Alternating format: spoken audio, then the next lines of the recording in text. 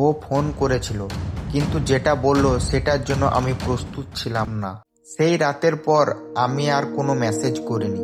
ভাবলাম যদি আমার কথা বলারই দরকার না থাকে তাহলে জোর করে নিজেকে ঢোকাবো কেন। কিন্তু মানুষ যত শক্ত হোক, রাত হলেই সব দুর্বলতা বেরিয়ে আসে। আমি ফোনটা হাতে নিয়ে বসে থাকতাম, স্ক্রিন অন করতাম, তার নামটা দেখতাম, আবার স্ক্রিন অফ।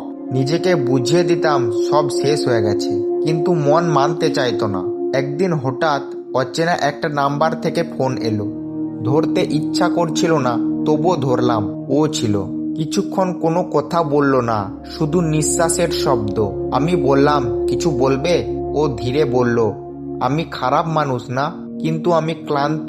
এই একটা শব্দ, ক্লান্ত, আমাকে ভেতর থেকে কাঁপিয়ে দিল। ও বলল, সব সময় শক্ত থাকতে থাকতে আমি হেরে গেছি। তুমি ভালো ছিলে, কিন্তু আমি আর পারছিলাম না।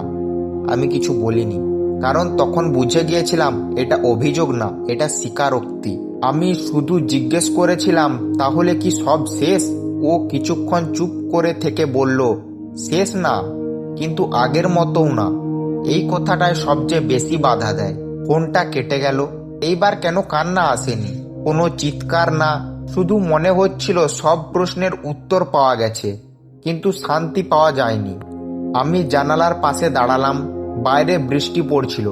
মনে হচ্ছিল এই বৃষ্টির মতোই কিছু কথা এখনো পড়ে যাচ্ছে, যেগুলো বলা হয়নি। কিছু সম্পর্ক শেষ হয় না, শুধু কথা বলা বাকি থেকে যায়।